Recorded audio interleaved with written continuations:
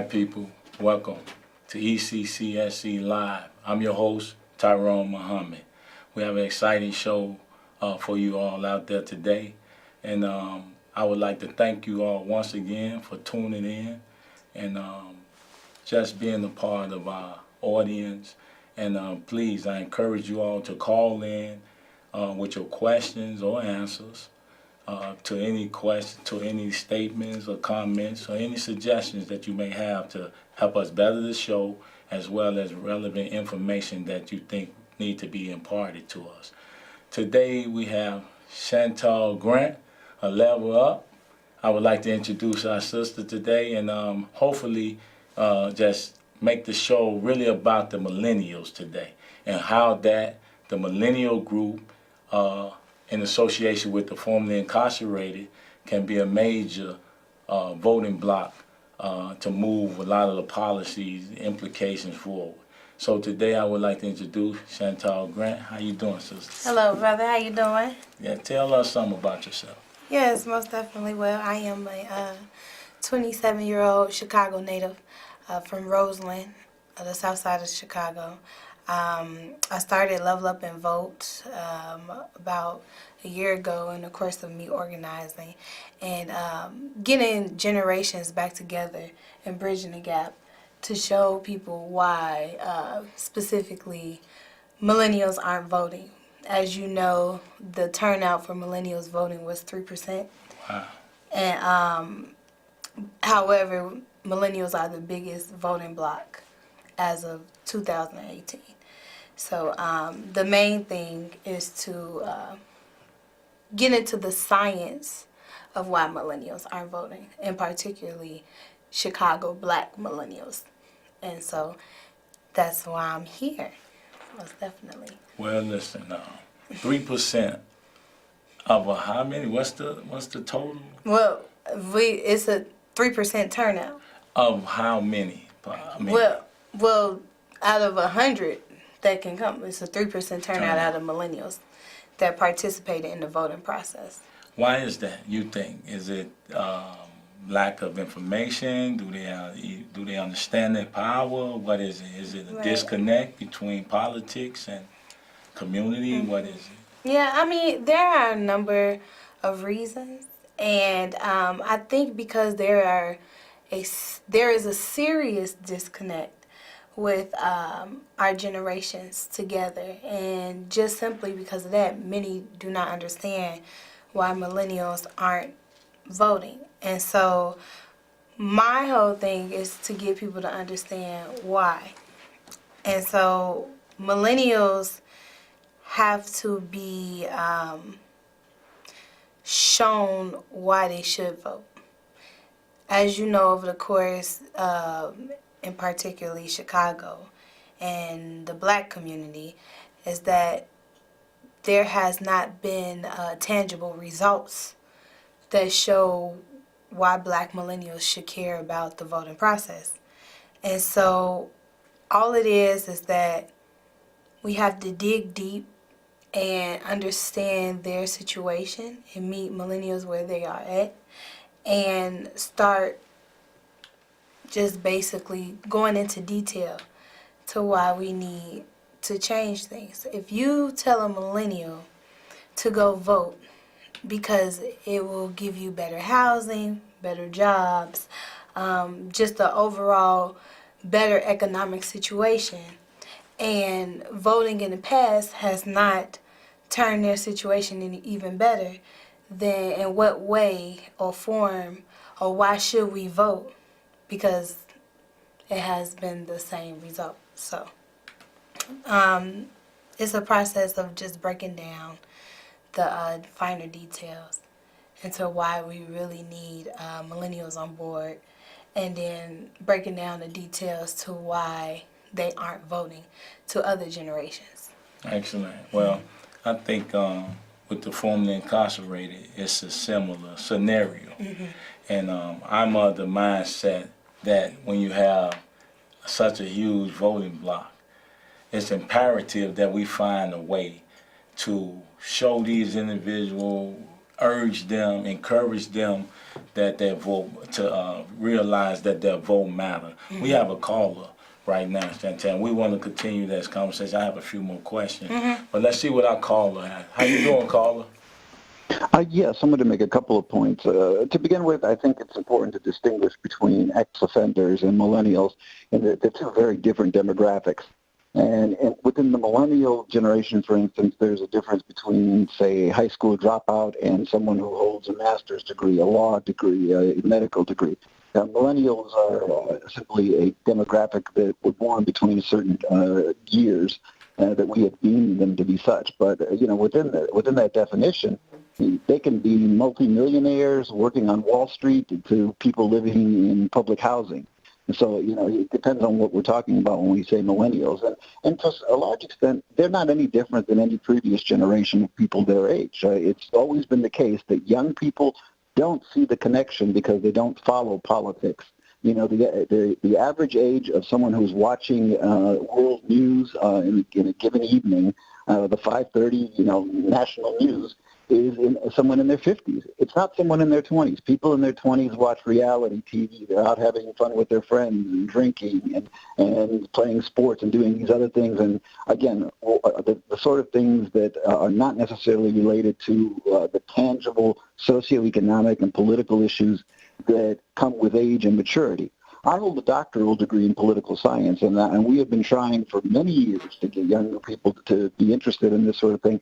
But quite frankly, the data shows that people start to get politically aware and involved in their 30s, and then they really start to get involved in their 40s and 50s and 60s. So, this is why when politicians campaign, they make sure that they get to every, senior center that they can find, because seniors vote. 20-somethings don't vote. They won't miss an episode of the Kardashians, but they're not going to come out to vote. Thank you. No doubt. About all of these things. But that's a reality, and unfortunately, until we get them to understand that they have a real stake in this, things like student loans, in terms of economic opportunities when they get out of school, all of the things that impact their lives now, not when they're 65, because it's hard to get someone who's 25 to think about life at 65. So that's the challenge. Thank you again, caller. What's your name? Okay. Thank you, Sean. Yeah. What you think about what he said? Yes, most definitely. So, in past generations, you have to understand the technology age is here.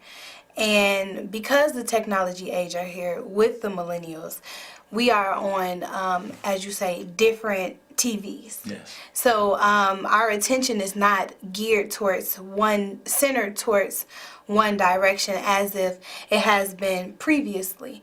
I don't know if you know, back in the day, look, everybody sat in that one room with that one TV, and the news came on and everybody pretty much was on the same page. Now we have multiple streams of media, from the internet to YouTube to things like that. So there's so many things going on, and I like to contrast what he's saying as far as that their past generations have been more involved in the political process than my generation. And my generation simply, I want to, in a sort, are distracted. Yes. But they know there is something not right going on, especially with today's elections and people put into position. And it kind of woke them up to see, hey, maybe politics is something I do need to get in, yes. And as you know, with our president and things like that, it's an eye-opener.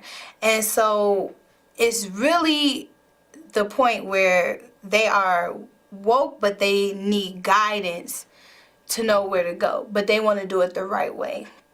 Chicago politics are corrupt. And okay. That's the truth. And I authentically believe, and as I talk to many millennials, and when we do galvanize and organize like we have been doing, yes. the many conversations come to, I don't want to be involved in anything that's not authentic. So until we be able change the platform of organizing and electing our officials, then that would be something that millennials will be attracted to. Yes, yes. I see we have another caller. Caller, please. Yes, I just wanted to say something with regard to the young lady's response. If you look at the last quarter of the century, you see that involvement among persons who were part of Generation X and the millennials has remained pretty much consistent. What happened was that in the Vietnam era, when we decided to bring the voting age down to 18, we saw a large amount of involvement for young people at that stage. So then we measure every subsequent generation against that data. But the difference here is this. During the Vietnam era, we had the draft. So when you were 18 years old, you were scared to death that you were going to get drafted and end up in Vietnam being killed. So you had a real interest in getting out and voting and changing public policy. However, we had not fought a war that has had a draftee military in decades. So as a result of which, the idea that my interest as an 18 or 20-year-old are not immediately seen as threatened. So as a result of which, those individuals decided, well, I don't need to vote. There are other things I need to do or would like to do. And past generations have considered that the political process was just as corrupt. In 1985, people thought that the political process was just as corrupt as it is today. So what I think we need to do is get young people to understand that they have a stake in the process, and that not participating is the last thing you want to do, because you need to be informed. And quite frankly, we have so much, as she rightfully pointed out, that distracts young people. They're not in the room with their parents when their parents are watching the news. I learned that they Carla, I would like for you to link up. Sound like you have a wealth of knowledge and information, statistics, and that's always good, because science is, to me, 100% accurate in most cases. But I would like for you to link up with Chantal Grant, Level Up. Can you tell the people, the millennials, as well as our caller, how they can get in touch with you? Yes, most definitely. I mean, you can always email us at levelupandvote@gmail.com. We're on Facebook. We're on Instagram as well. You can also call us at 708-600-9677 if you have any questions or concerns and whereabouts about our meetings, where we're meeting, if you have any input. And what the whole initiative of Level Up and Vote is to get our millennials' opinion and not force anything on them as far as voting. I think there are a lot of backlash with voting, and it's kind of tricky when it comes to getting a millennial to vote, and they have to first understand and be educated in the process, and that's what we're doing. And we're teaming up with some of our elders and some people that's been involved in the political process before to basically educate them first, because one thing that I for certain believe is that we have to educate them in something that we want them to be involved in. And so we want them to know who they're voting for, why they're voting for this person, how to vote, why it's important, draw the line between voting and their current situation. And we want to give them tangible things to grab and say, hey, this is why I should vote. And so that's what we're pretty much doing. So we welcome all comments, questions, and concerns and advice. So thank you again, caller. Next caller. Yes, sir. This is Ray. I call every week. How you doing, Ray? And fine. I don't have any degrees, but let me tell you something. Everybody that goes into the service during conflict or a war are scared to death. I was drafted, but I was honored to go and serve my country. There's no draft now, and guess what? People are still joining. They're afraid of dying, but they have the honor to fight for this country, and that's what they do. So the scientist or whatever, he made some good points. But I'll tell you what, I wasn't born with a gold spoon in my mouth. I love my country. I fought for my country, just like all these young men that are joining up and going now, because they love their country. And let me tell you something about last week, what you said. And I know you're not a quitter. You said something about you can't vote in Chicago, but you could run for the president of the United States. Well, you know what? There's a solution to that. Fight. Get all ex-cons and all the people that want to help them to change it. That's the only way. Talking about it's not going to change it. And I know if there's anybody that could do it, you can do it, sir. Yes, sir. Please do it that way, okay? Thank you, Ray. Thank you, as always, for tuning in and offering your comment and suggestions. I appreciate it. So, Chantal, any policies that you all are pushing for, or what narrative have y'all decided on your mayoral candidate, aldermen? Do you have any? Well, see, let me explain something, and I'm going to explain our technique, rather. So, millennials are now the biggest voting bloc. And as I said before, we're all on different channels. But we have this spark and this inner spirit to want to see differently. And so how we are doing it is that we're galvanizing and educating the people first. And we'll bring the candidates before the people to decide. Because if they're not ready and not educated civically, then they will vote blindly. And they will just be voting to vote. And sometimes it's not just millennials. There's other generations that do it as well. There's other generations that call each other and say, who do I vote for? I don't know who to vote for. What should I do? Because majority of us are not out here with the politicians. We're working every day. We don't have time to know the real integrity of these politicians. And as you know, and I'm going to just be real honest about it, within the black community has been deprived of various things. And it's because they're not civically educated about the political process and who they're voting for and what's their integrity. So if we're going to do the same thing, then that's ignorant. So now as millennials, what we're galvanizing and organizing is that we're doing something different. We're going to educate the people first, and then we're going to have the politicians come and give their platform, and we're going to decide on a slate for people. We're partnered up with some elder groups as well, groups that's been in Chicago for a while, and they know how we carry ourselves, and they know that our mission, and they're on board with the same mission, that we need a definite change. But if we go out there and vote blindly, if somebody gives them their flyer and say, hey, come vote for me, and we just go vote for them, then we're doing the same thing that has been done previously before. And in that sense, we would get the same result. Excellent explanation. Do we have another caller? Hello. Hello? Hi, my name is Michelle, and I have two young men. One is 17 and another one is 20.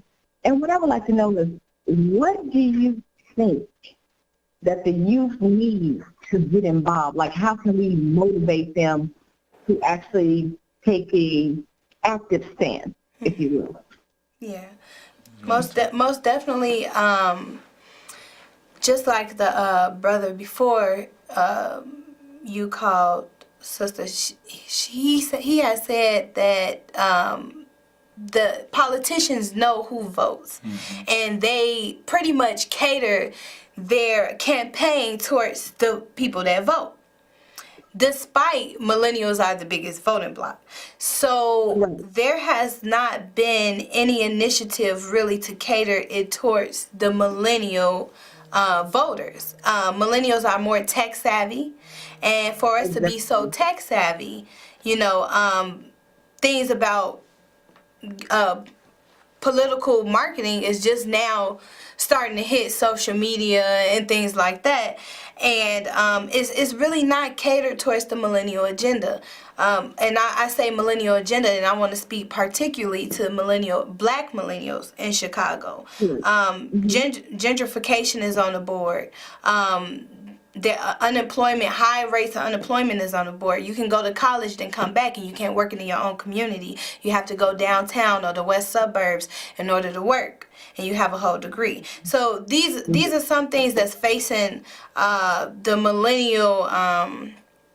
These are some concerns on the millennial agenda, and not only that, for black millennials in particular, again, is reparations. Whether that is through marijuana dispensaries for those that's been consistently locked up in our community, but now other people of other races are benefiting off of the same thing that pretty much locked masses and masses of our people into jail. And then not only that, there are other things as far as reparations, as far as economics and housing and things like that, and policing. And so we have to be able to address this. And a lot of people don't want to address it. They just want to beat around the bush. And we're more so, we're not for the fake and the phony and the beating around the bush anymore. We want the real, tangible things to make us say, okay, this is, we can get with this, we can understand this, and we can move on this, because this is something we can feel and make happen. This is something we can pass in Springfield and become a law and things like that. We don't want any more beating around the bush, if you get what I'm saying. Yes, what is clear to me, thanks for that question, Carla, but what is clear to me is that you're not getting around millennials. Right. And you're not getting around the formerly incarcerated. So this platform will continue, and we will continue to push our agenda and this movement. Stay tuned. Next caller. Yes, I just wanted to add this point. I think that there is certainly enough blame to go around, and though we need to cultivate the vote of young people, it's also incumbent upon them to recognize their responsibilities, because the data is quite clear that young people have plenty of time to engage in all sorts of nonsense that they find that is supposed to be interesting. You know, young men can give you the breakdown of everyone who started for the Chicago Bulls for the last 10 years and who's playing for the Chicago Bears and who's playing for the Cubs and the Blackhawks and so forth. They can't name their congressmen, their aldermen, can't sometimes name the president of the United States. So if you are not willing to have that kind of stake in what happens in your own community, what are we as adults supposed to do? Drag them, eating and dragging them to the polls or to those sites where the information is available? It is incumbent upon young people to take some of this responsibility upon their own shoulders. Stop watching some of the nonsense you're watching on TV. Stop, wasting your time on Facebook, and instead try and find articles, try and find pieces, try and get engaged with people who are in your community who understand public policy. But that's on you. It's a responsibility. No one can make you vote in this society. No one can make you participate in this process. That's part of the responsibility that you bear as a young adult, because that's one of the things that comes with becoming an adult. It's not just the privileges that come with becoming an adult. Every young person loves to be 18, can't wait to be 18, can't wait to be 21. But that also comes with responsibilities to your community. You don't just get the good things, you also get the responsibilities. Yes. Thank you, Carl. With this, make sure you stay in touch with us. Leave your information so we can reach out to you.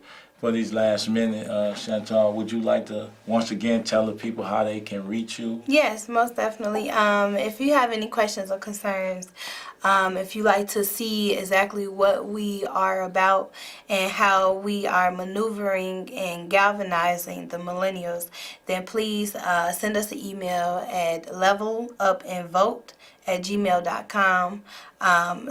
You can call us at 708-600-9677 and leave your questions, comments, and or asks where our meetings are at. Thanks again for tuning in to another exciting week We appreciate you for coming. Yes, sister. most definitely. I hope Thank to you. have you back again. Yes. And hopefully you'll tell us who you are voting for. Take care, people. Stay Thank tuned. you. Bye.